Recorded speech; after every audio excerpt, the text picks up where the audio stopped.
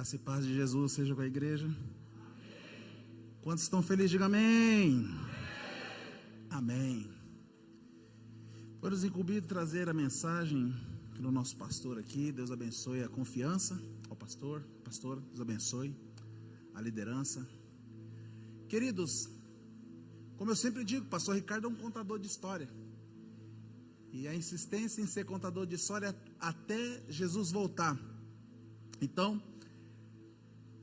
neste clima espiritual, eu quero que você abra sua Bíblia no livro maravilhoso, Salmos, capítulo 88. Salmo 88. Os teólogos dizem que o livro de Salmos, ele são canções, composições, que a Bíblia toda é Deus falando com o homem. Mas quando chega os Salmos, é o homem chamando a atenção de Deus através do louvor e da adoração. Esses tempos atrás eu trouxe a ministração aqui sobre Asaf, o Salmo de Asaf. E hoje eu vou trazer uma ministração sobre o Salmo de Hemã, ou Emã. Um homem que foi escolhido por Deus, como foi Asaf, e também foi escolhido Jedutum, os três homens que compunham a frente da adoração a Deus na época de Davi e Salomão. Então eu quero ler esse salmo, é um tanto quanto confuso, porque é um salmo que foi escrito, a epígrafe diz assim: o salmista, ele se queixa das suas grandes aflições, e ele suplica a Deus para que ele o livre. Aí diz o cântico de salmo para os filhos de Corá, ou Coré, e para o cantor Mor, sobre Malade, Lemote, e inspirado por Hemã. A Bíblia diz assim: Senhor Deus da minha salvação, diante de ti tenho clamado de dia e de noite. Chega a minha oração perante a tua face, inclina os teus ouvidos ao meu clamor. Porque a minha alma está cheia de angústia, a minha vida se aproxima da sepultura. Já estou contado como os que descem a cova. Estou como um homem sem força, posto entre os mortos, como os feridos de morte que jazem à sepultura, dos quais não lembrais mais. Antes, exclui a tua mão. Puseste-me no mais profundo do abismo, em trevas e nas profundezas, e sobre mim pesa a sua cólera. Tu abatestes as minhas ondas, alongaste a mim os meus conhecimentos, e fizeste o extremo abominável para eles. Estou fechado, e eu não posso sair. A minha vista desmaia por causa da aflição. Senhor, tenho clamado a ti todo dia, tenho estendido a ti as minhas mãos. Mostrará tuas maravilhas aos mortos, os mortos se levantarão e eles te louvarão. Será anunciada a tua benignidade dentro da sepultura, a tua fidelidade na perdição. Saber-se-ão que as tuas maravilhas nas trevas e a sua justiça na terra do esquecimento. Eu, porém, Senhor, eu clamo a ti de madrugada, envio a ti a minha oração. Senhor, por que tu rejeitas a minha alma? Por que te esconde da minha face? Eu estou aflito, prestes a morrer. Desde a minha mocidade, quando sofro os teus terrores, fico perturbado. A tua ardente indignação sobre mim vai passando, e os teus terrores fazem-me perecer. Como as águas me rodeiam todo dia, os cercam-me juntos. Afastastes para longe de mim amigos e os meus companheiros, e os meus íntimos amigos agora são as trevas. Eles passaram momentos de dificuldade. Quando eu falei de Asaf, ele passou um descontentamento no Salmo 80. E ele passou por uma treva, uma nebulosidade terrível. E acontece que Remã passa por essa situação. Mas para que você venha entender, eu quero aqui trazer uma história para que você venha entender quem são essas pessoas. Quando ele diz aqui que o salmo, eu disse aqui que os salmos são louvores, que os homens buscam a falar com Deus. Ele era da tribo de Coré. Ele era descendente de Levi, neto do profeta Samuel. Coré é aquele lá que a terra se abriu e ele morreu, engolido pela terra. Mas a Bíblia diz que alguns filhos de Coré, eles não foram mortos. Deus não permitiu que eles fossem mortos. Mas Abião, Coré e aqueles demais que se rebelaram contra Moisés, eles morreram. Os filhos de Coré foram libertos dessa morte. Mas se você for observar a história, o que esses meninos passaram, eles passaram pelo vale da escuridão. O povo de Israel não aceitavam eles porque a descendência deles tinham feito rebelião.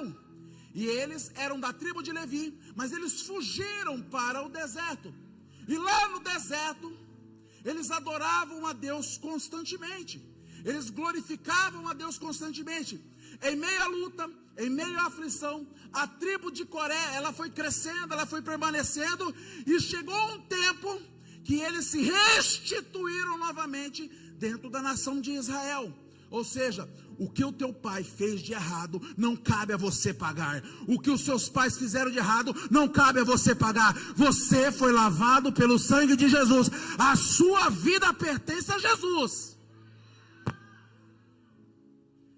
Para crente não existe filho de peixe e peixinho, a não ser que seja o pastoreio.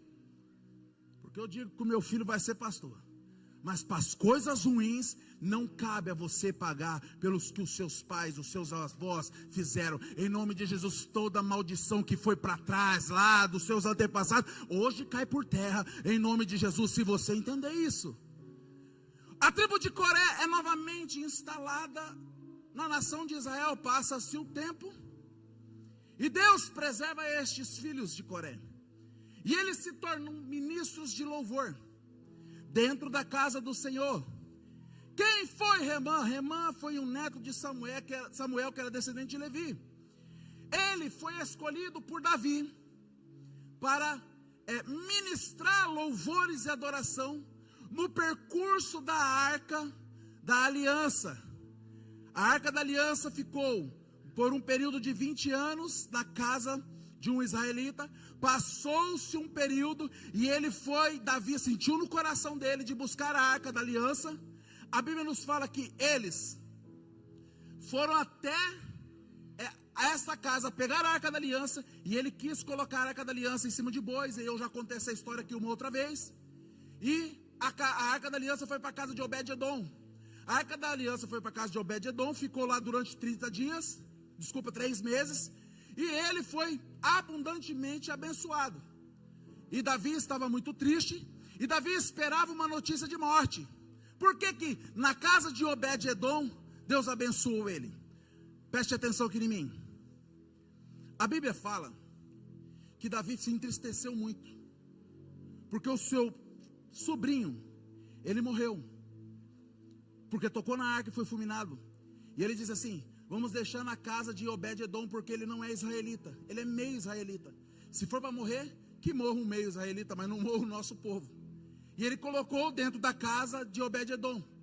Eu acredito que Obed-Edom, ele transformou a estrutura da casa dele para receber a presença de Deus. Eu imagino que se tinha alguma coisa que eles faziam de errado, eles não faziam mais, porque ele tinha consciência que quem estava na casa dele era o próprio Deus. E a Bíblia fala assim que ele foi muito abençoado. Passou-se o tempo, chegou a notícia das bênçãos. E aí ele fala assim: vamos buscar a arca na casa de Obed-Edom. A Bíblia nos fala que ele chamou Asaf, Gedutum e Remã. Ele falou assim: vocês vão conduzir o louvor até o momento que a arca chegar aqui, nós colocarmos ela no seu devido lugar. A Bíblia nos fala que já não era mais os carros de boi que levavam a arca, mas eram os sacerdotes que colocavam nos seus ombros. Eles andavam 6 passos e adoravam, andavam 6 passos e glorificavam, andavam 6 passos e sacrificavam, até chegar dentro de Israel. E o profeta Asaf, porque ele era profeta, ele entoava os louvores e ia profetizando acerca da arca.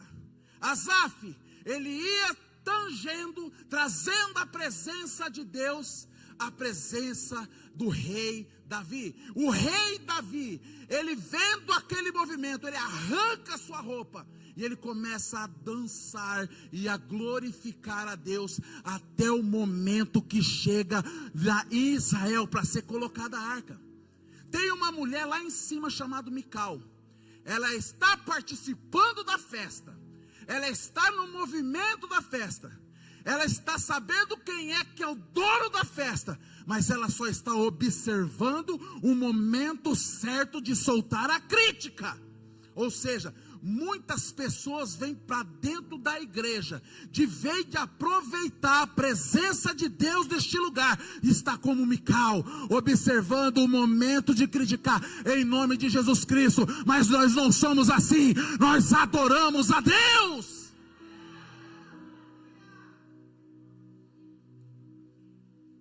Salmo 88 ele destaca, ele é comparado teologicamente com as aflições de Cristo antes do madeiro. Os teólogos dizem que a comparação de Jesus Cristo, as aflições do Salmo 88 é muito grande e importante. A Bíblia fala que Deus sempre tem um propósito. Paulo, para você ter uma ideia, Remã, quando compõe esse salmo, ele estava afastado. Se você for observar, ele fala assim: eu estou afastado de todos, eu estou afastado dos meus amigos, eu estou afastado de tudo. Dá-se a entender, teologicamente falando, que ele estava com uma doença muito severa, a doença que fazia qualquer um ser afastado da nação de Israel, ser colocado para fora do arraial, era a lepra.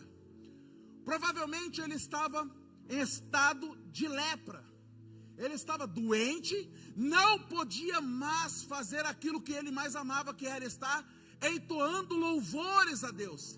Mas eu te digo uma coisa, a Bíblia fala que Deus sempre tem um propósito para as nossas lutas.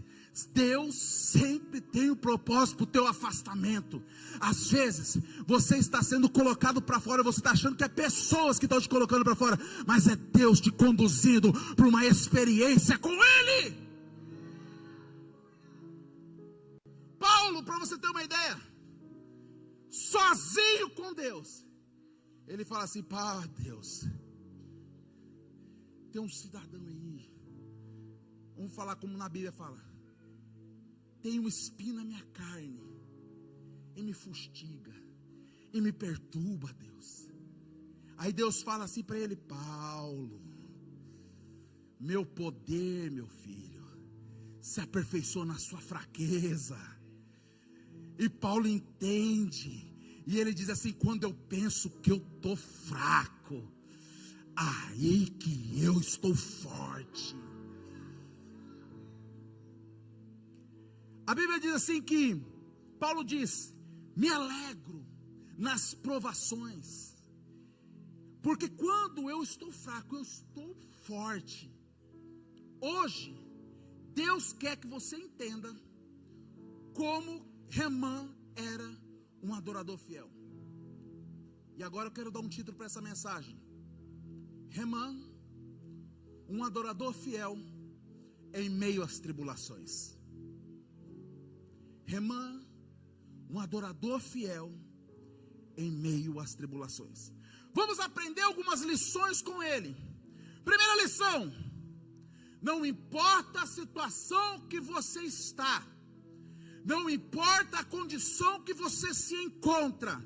Versículo 1 e 2 diz assim: Senhor, o Deus da minha salvação, eu diante de ti eu tenho clamado dia e noite, chegue a minha oração. Não importa o que você está passando, Deus te chama para orar. Ore, clame, chame por Ele. Clamor é fazer barulho, rasgar a alma, descer do salto, sair da tua condição alta e descer lá embaixo, porque a sua alma está em sofrimento. Quando você levanta o clamor, é a ausência de paz.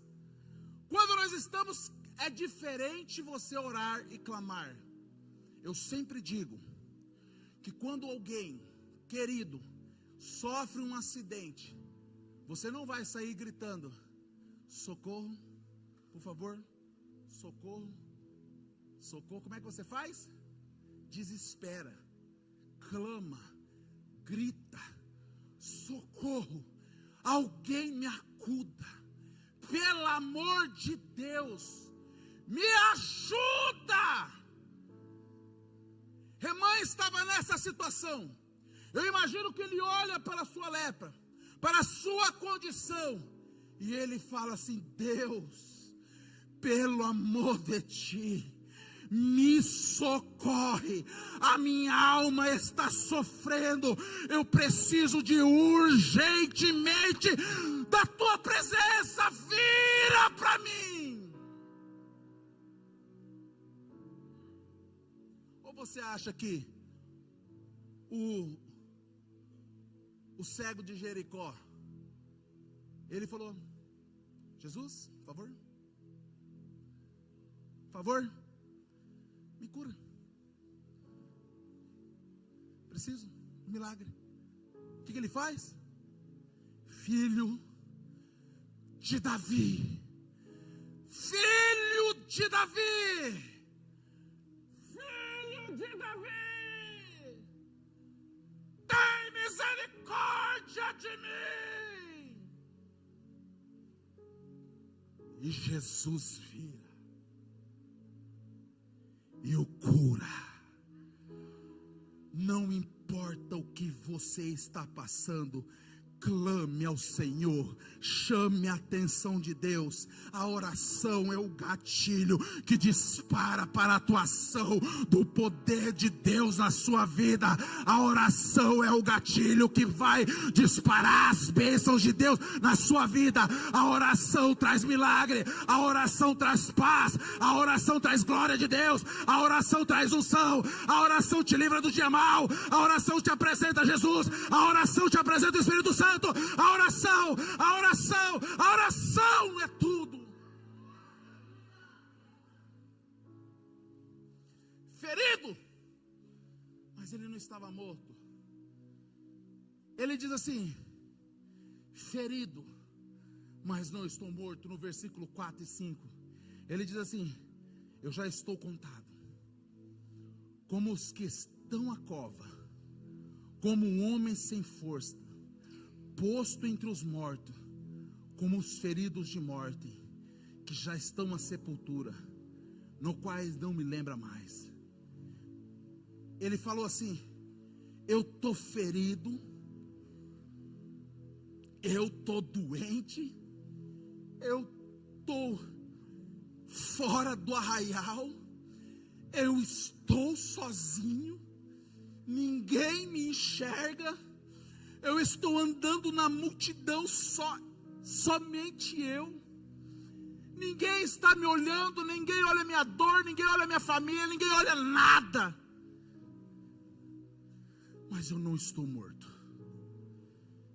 A Bíblia diz em 2 Coríntios capítulo 4, versículo 8 ou 9: de todos os lados nós somos pressionados, mas nós não estamos desanimados.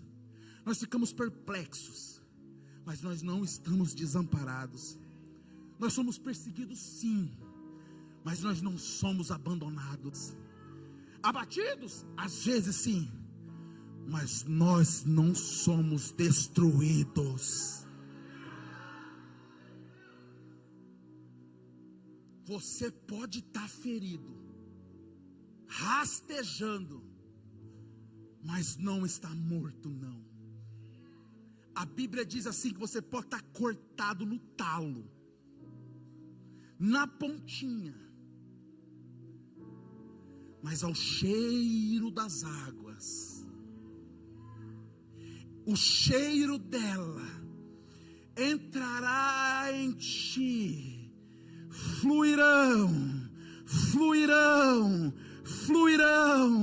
e aquilo que estava morto somente ao cheiro das águas farão com que você novamente cresça, e os seus ramos comecem a aparecer, e você começa a ser edificado. Esse é o Deus que vai mandando esse cheiro, essa água, esse vapor do céu sobre você. Esse é o Deus que nós servimos. Você pode estar lá no pó, mas o seu dedinho está assim, mexendo, porque ainda tem vida em você. Você pode estar achando que está derrotado, mas se você está aqui esta noite, ainda tem esperança. Ferido e não morto. Quando você pensa que as pessoas pensam que você está morto, que você foi enterrado, abriu para você e você foi colocado, eu te digo uma coisa: você é uma semente plantada por Deus. Essa semente dá-se como morta. Ela morre, ela tem que morrer, mas de dentro dela começa a nascer, as raízes começam a descer e a se fincar, e lá para mais um tempo, ela começa a sair para debaixo da terra. Tinha um bispo chamado Torquemada. O bispo Torquemada, ele matou muitos cristãos somente com o seu punhal. E ele ia matando os cristãos e afundando, cravando nos corações a fila dos cristãos, e iam morrendo. Dizem que a cidade, os dutos corriam somente sangue, nem água mais corria. E aquele sangue ia sendo escoado. E levanta um homem e diz assim: nós somos a água que fará o evangelho crescer. Quanto mais você vai nos matando, mais nós vamos crescendo. Quanto mais acham que você está sendo fincado na terra, mais Deus te está fortalecendo. Deus fará coisas grandes sobre a sua casa, sobre a sua família, sobre a sua finança, sobre a sua saúde, sobre o seu ministério. Eu profetizo em nome de Jesus Cristo que Deus fará muito mais sobre você. Você é uma semente que vai germinar para a glória do nome do Senhor, e ela crescerá, e os frutos vão nascer, e crescerão e alimentarão aqueles que necessitam.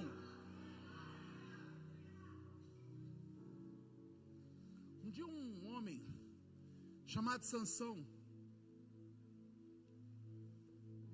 ele estava ferido,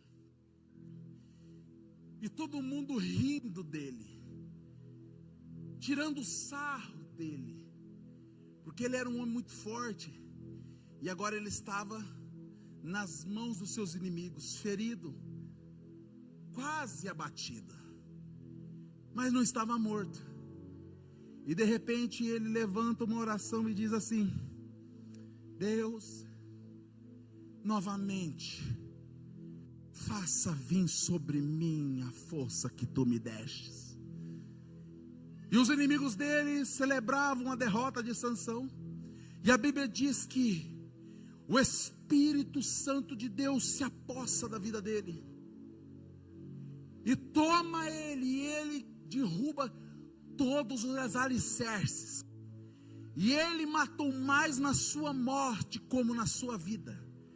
Ele destrói totalmente os inimigos.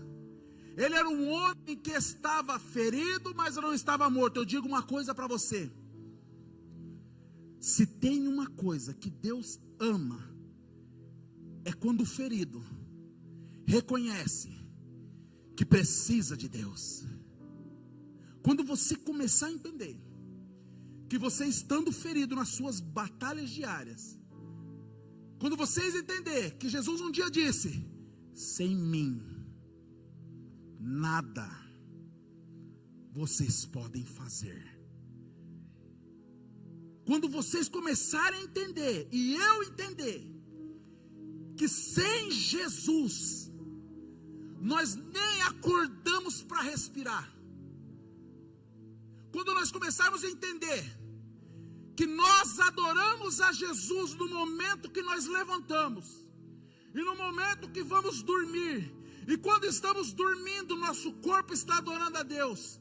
Quando nós começarmos a entender que a adoração não é o momento do início do culto, que não é o momento da mensagem, que não é o momento, que a adoração, ela é 24 horas por dia. Vocês já tiveram curiosidade de ver por que o rabino fica assim, ó, batendo assim na parede, lá no muro? Quem já viu essa cena? Que eles ficam assim, aí depois eles fazem assim, aí depois eles fazem assim. Sabe o que eles fazem? Ele diz assim: o meu corpo te louva, a minha cabeça te exalta, o meu braço te glorifica a Deus. O judeu, ele olha para a árvore e fala assim: a árvore exalta a Deus. Ele vê uma formiga passando, ele fala: as formigas te louvam. Ele vê um passarinho cantando, ele fala: todos te adoram, todos te adoram. Aí Jesus Cristo vem e fala assim: todo aquele que tem fôlego. O Velho Testamento diz assim: todo aquele que tem fôlego, ele exalta, ele exalta, ele exalta ao Senhor. Você sabia que o seu movimento de respirar, essa expressão, é o significa no hebraico, Deus. Não consegue falar o Yahvé, mas o é uma pronúncia.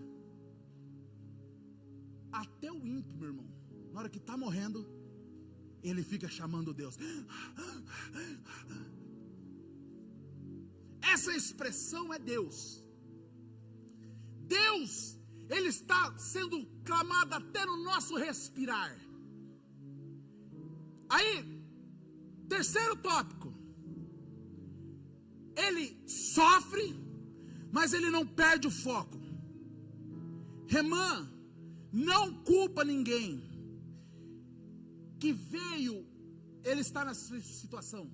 Ele não culpa o pastor, ele não culpa a pastora, ele não culpa a mocidade, ele não culpa os jovens, ele não culpa as irmãs, ele não culpa ninguém, ele não culpa o patrão, não culpa ninguém. No versículo 6, 7 e 8, ele fala assim: sobre mim pesa a tua cólera, tu me abatestes como as tuas ondas, alongastes-me o seu conhecimento e fizeste ao extremo abominável, a minha vista desvia por causa da aflição. Senhor, eu tenho clamado por ti todo dia, e tenho estendido para ti as minhas mãos.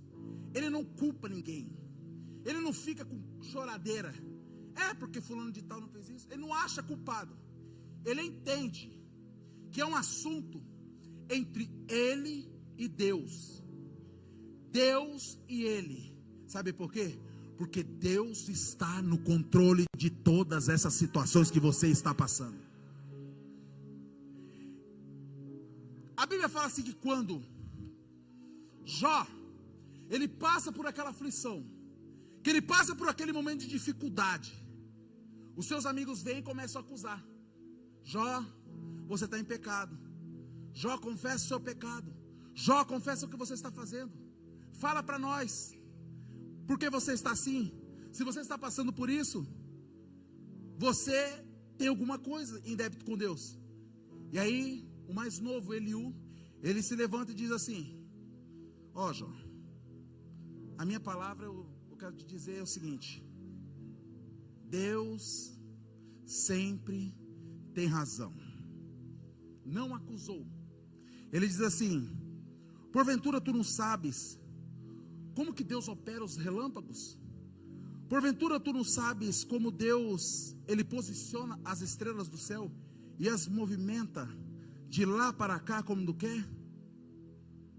Então, se tu não sabes, Deus sabe de tudo. E o que eu tenho para dizer para você: Deus sabe por que você está passando por essa luta. Deus sabe por que você está passando por essa provação. Deus sabe por que você está nesse deserto. Deus sabe por que você tem chorado dia e noite. Deus sabe o que você está passando. Deus sabe de tudo. Deus sabe de tudo. Deus está te levando ao monte para ter um encontro contigo. Você está subindo este monte Horebe, chorando e cantando. São mais de 6 quilômetros de tribulações, de lutas e de guerra. Deus sabe por que você está subindo esse monte. Deus sabe o que você está sofrendo de dia e de noite. Eu te digo uma coisa: enquanto você sobe por aqui, Deus sobe por aqui, e lá em cima Deus vai se apresentar para você, e você vai ver quem Ele é, o que Ele pode fazer, o que Ele pode manifestar, o que Ele pode alterar. Deus está te chamando para conhecer Ele. É assunto seu e dele, e de mais ninguém. Sabe o que está acontecendo na sua vida? Você tem questionado: ninguém levanta a mão para me abençoar,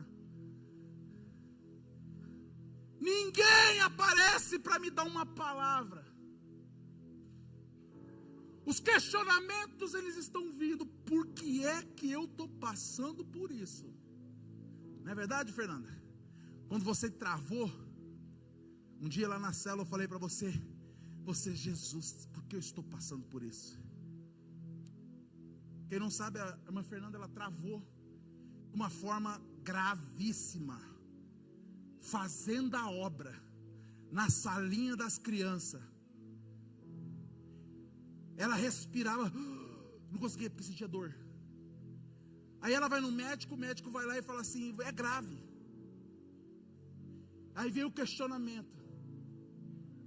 Aí eu falei: Fernanda, Deus está pegando na sua mão, filha, e está te colocando para conversar com Ele. É assunto seu e de Deus. E hoje está ali, abençoada, até com o filho no colo, coisa que não podia fazer. Deus, irmão, Deus não é um carrasco, entenda. Deus não é mau. Mas Deus, Ele nos afasta, Ele nos aparta para algum lugar. Ele nos tira do meio de todos, para lá no deserto Ele falar assim. Eu vou contar mais ou menos o que vai acontecer. Ele tirou Moisés do meio do povo de Israel, e Ele falou assim: Moisés, quero falar contigo. Sai do meio do arraial. E Moisés começa a subir o monte Moriá.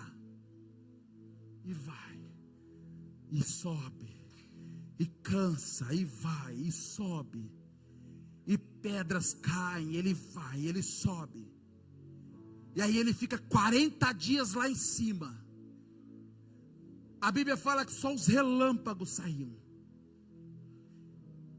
e ele estava lá, conversando com Deus, tratando com Deus, o Deus do amor, estava tratando com ele. Quem sabe você está subindo essa montanha e já está neste monte com o Senhor, e Deus tem se apresentado para você. Uma coisa eu vou te dizer: quando você descer do monte, você vai descer resplandecendo e falando assim para a congregação: assim diz o Senhor. Deus te coloca para falar tete a tete com Ele, para você ser usada por Ele, usado por Ele. Tem coisas que você está passando hoje aqui, que lá na frente você vai saber o propósito, você vai saber o porquê, você vai saber porque você está passando por isso, porque você está sozinha, porque você está sozinho, porque ninguém te enxerga, porque as mãos não se estendem. Você vai estar entendendo que Deus está tratando com você, e se você não estava entendendo, assim diz o Senhor: eu estou tratando contigo, eu te trouxe para esse deserto, eu quero conversar contigo.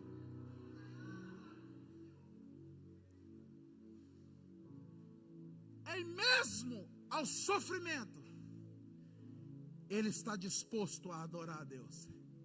Irmãos, esse salmo foi composto na tribulação.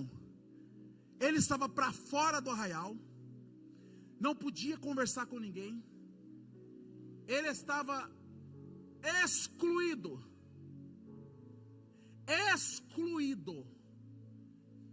Aí ele fala: eu sou músico, eu sei cantar, por que eu não canto? Eu sei dançar, por que eu não danço? Eu sei tocar, por que eu não toco? Eu tenho o dom de profetizar, porque ele era profeta, eu não profetizo. Aí ele lembra que ele tem uma mão, e ele tem um chamado, e ele pega uma caneta e começa a escrever os Salmos 88. Ele começa a conversar com Deus, adorando a Deus e disposto a adorar. Ele estava doente, mas ele adorava a Deus. A Bíblia fala assim: Filadélfia, você tendo pouca força, você ainda não negou o meu nome e está disposto a adorar. A Bíblia fala que Jó, ele estava passando por uma luta tremenda com a sua saúde, estava passando por aflição, estava passando por um momento de dificuldade.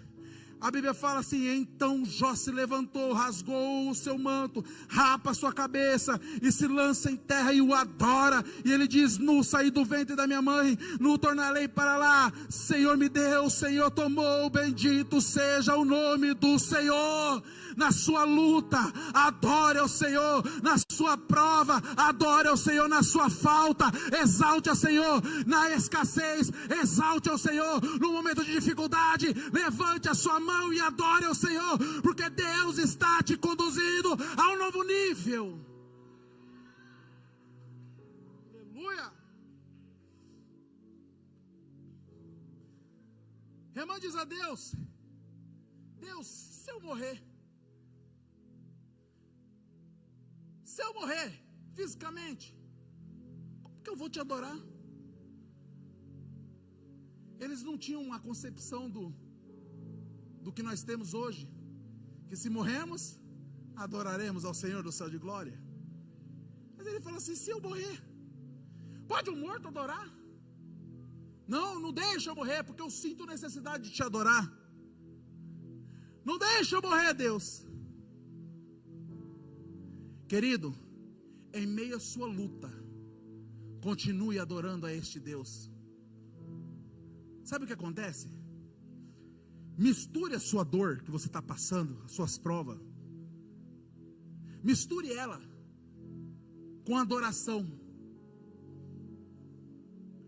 misture ela cantando, exaltando o nome santo de Jesus.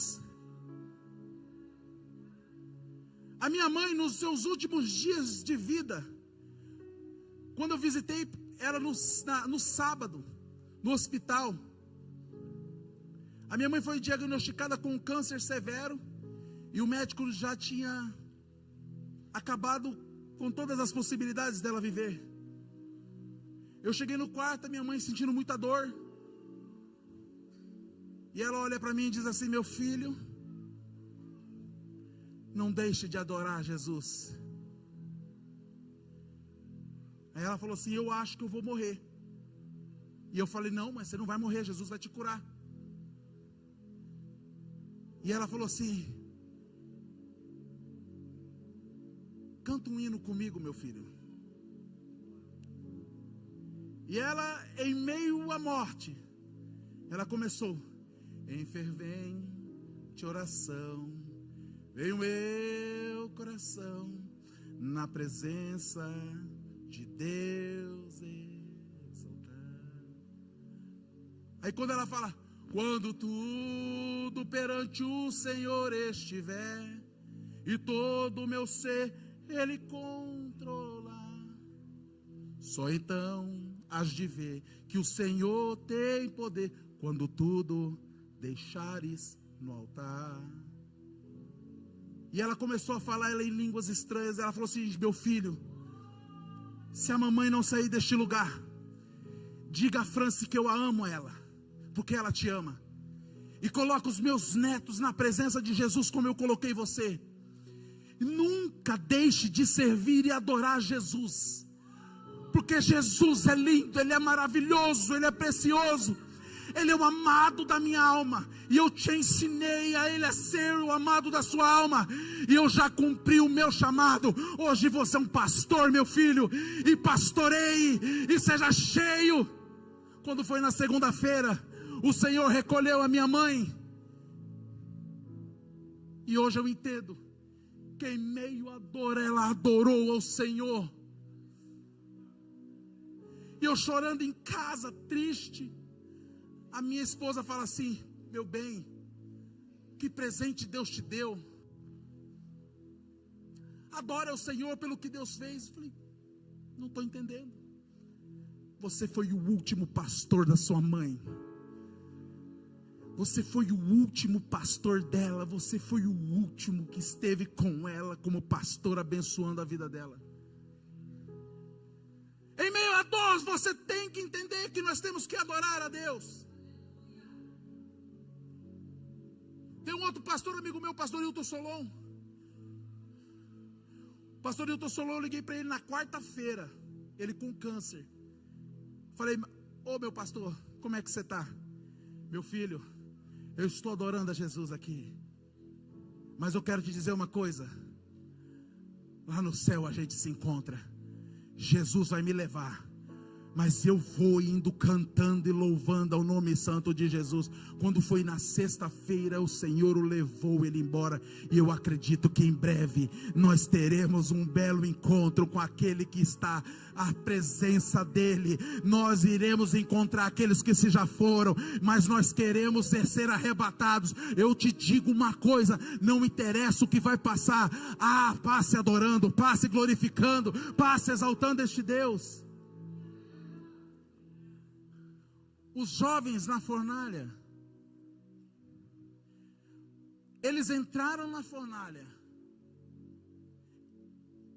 e ali estava na fornalha, cantando e adorando ao Senhor. E o quarto homem da fornalha aparece e altera toda a vida. Irmãos, entenda uma coisa: o rei é dono da fornalha. O rei é dono da fornalha, do terreno, das pedras, da fornalha, daquele que ele vai mandar colocar você lá dentro. Ele é o dono. Mas o dono do fogo, esse está conosco. O dono da chama é nosso Pai. O dono do fogo é nosso Deus. Quebra o arco, corta a lança, ele queima os carros no fogo. Aquietem-se, aquietem-se, aquietem-se, se sabei que ele é o Senhor. Serei exaltado na terra, serei exaltado nos céus. O Senhor dos exércitos, ele está conosco. O Senhor dos exércitos, ele está conosco. Chama alguma vai te queimar, a água não vai submergir você. Sabe por quê? Porque você canta, você adora, você exalta em meio à tribulação. Quem tem aplausos, aplauda ele.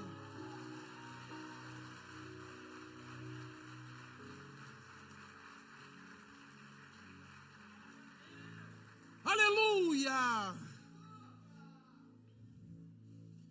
Aí, para encerrar a adoração, eu já vou terminar. Para encerrar a adoração, em meio ao sofrimento, disponha-se a adorar. Aí tem dois jovens, um acabou de começar o ministério e outro já estava, por nome de Paulo, e o outro Silas. Eles são jogados na prisão, e ali eles estão na prisão. E aí de repente um tem aquela ideia maravilhosa, aquele crente doido, sabe, crente doido, está passando por luta, aí tem umas ideias. Ô Paulo, fala Silas, vamos cantar. Estão lascados mesmo. Nós vamos morrer. Vamos cantar. Então vamos fazer o seguinte: eu glorifico e tu canta. Aí depois nós para. Aí tu canta, eu glorifico. É crente doido que faz essas coisas. Eu recebi esse dia uma notícia tão ruim. Esses tempos atrás, uma notícia tão ruim. Eu tinha um amigo, tenho ele, está vivo ainda, graças a Deus. Eu recebi uma notícia lá de Cuiabá. A irmã dele me liga e fala assim, alguns anos atrás: pastor Ricardo, eu só tinha liso, o Ravi não era nascido. Falei: ô minha filha, é o seguinte, eu estou ligando para o senhor aí que o Marco pediu para ligar para você. Falei: o que foi? Por que ele não ligou? Ele é meu amigo, ele tem acesso direto comigo. Não, o Marco pediu para te falar. Eu quero te dar uma notícia muito ruim. O Marco está com 9 tumores na caixa torácica. O médico deu 3 meses de vida para ele. Mas ele pediu para te falar que pede para a baixinha louvar. Ele cantava com a França lá em Cuiabá, né? Gostava de um violão. Pede para a baixinha cantar. E vocês intercedem por ele. E ele falou assim que ele não vai ligar para você.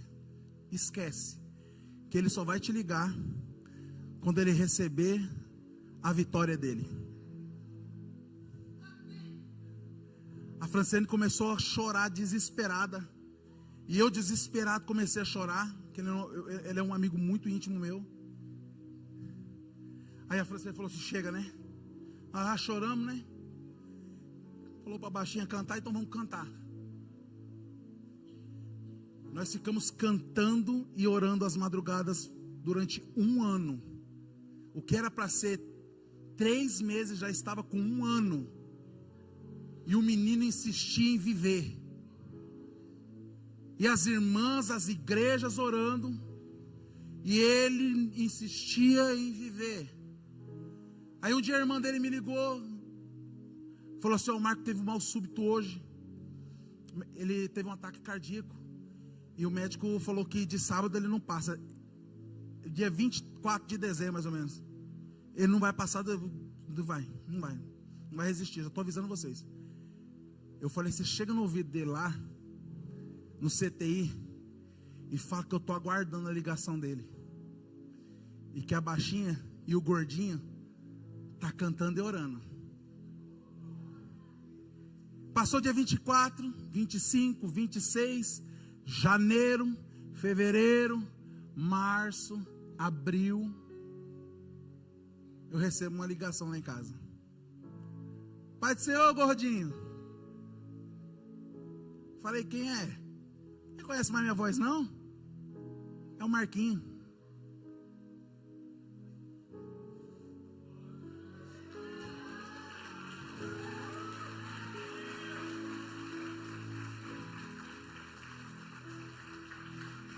Ele falou assim: eu estou mandando no seu WhatsApp. Eu tenho todo esse relato. Se vocês quiserem, eu mando. Eu estou mandando todo o WhatsApp o que saiu. Ele mandou a comprovação. O médico chegou falando assim: Marco. E ele já melhor falou: Marco, deixa eu tirar uma selfie com você. Ele: por que, doutor? Deixa eu tirar uma selfie com você, menino. Aí ele tirou uma selfie com o doutor. Aí o doutor falou assim: toda vez que eu ver essa selfie, eu vou lembrar que milagre existe. Até semana passada você tinha 9 tumores malignos. E hoje, do nada, eu fiz mais de 3 exames comprovando para ver o que acontecia. E você está limpo. Você não tem nada, você está curado.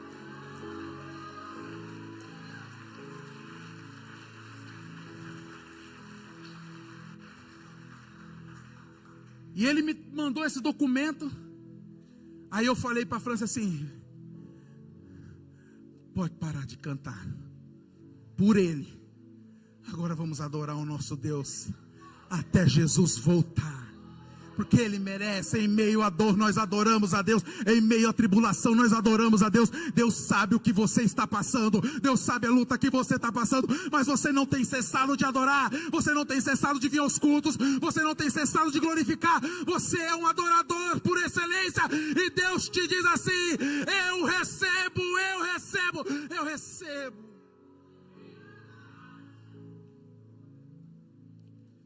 Aí, queridos, para encerrar, ele reconhece que ele estava aprendendo individualmente com o Senhor, no versículo 18. Amados, tem coisa que é você e Deus. Não adianta você chorar as pitangas. Tem coisa que é você e Deus. Abraão ficou só. Abraão, ficou só ele e Isaac. E ele foi caminhando para ter um encontro com Deus. E mais na frente Deus fala assim para ele: não toca no menino. Tem coisas que é só você e Deus vai passar. Tem coisa que não adianta vir chorar para mim não, que é Deus está te levando para um outro nível. Elias, ele ficou só na caverna. Jesus, ele foi orar sozinho. O deserto é para você aprender. Jacó ficou só com Deus, lutou com o anjo. Moisés ficou só com Deus. Davi ficou sozinho com Deus e derrotou o gigante. Deus, ele é o seu suficiente. Entenda que quando tudo falhar, o teu suficiente é Jesus. Entenda que quando você questionar que as tribos estão ganhando as suas terras, que as tribos estão ganhando os seus lugares, para de tomar conta, para prosperar e para crescer, entenda que Deus vai se levantar e diz assim: levitas, eu, o teu Deus, eu sou a sua herança, eu sou suficiente para você.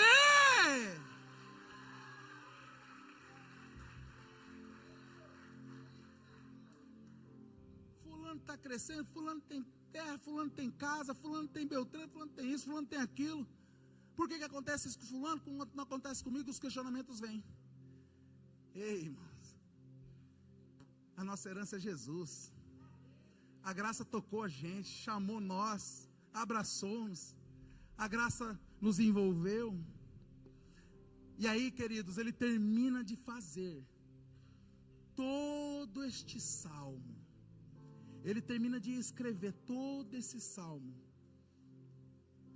Aí ele chega e chama os filhos de Coré e fala assim: então a notícia é para dar para vocês. Está vendo isso aqui? Essa doença? Deus me visitou.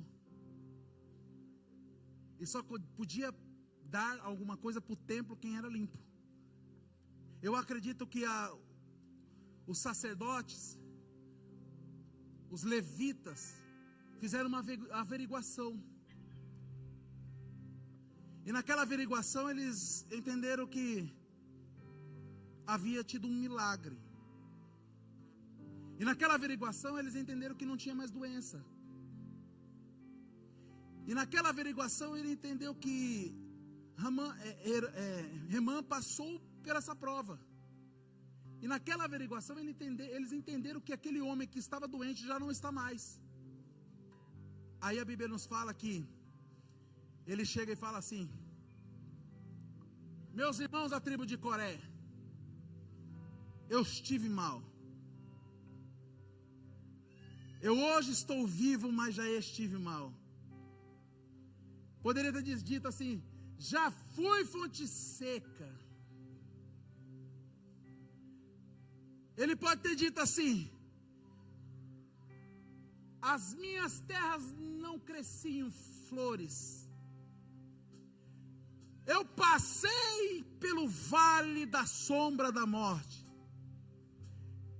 Ele poderia ter dito assim: mas 1000 caíram ao meu lado, 10.000 à minha direita. Ele poderia ter testificado de várias formas. Aí ele fala assim: mas eu quero dizer um negócio para vocês. Olha o que Deus me deu. Salmo 88. Deus me visitou na minha dor. E dessa dor, eu extraí algo de Deus. E eu quero compartilhar com vocês. A Bíblia fala que os filhos de Coré entoaram louvor ao Senhor. Deus restituiu o ministério de Remã. Ele colocou no seu posto novamente. Hoje Deus te diz assim: ó filho, eu te recebo na minha casa. Ó filho amado, eu coloco novamente um anel no seu dedo.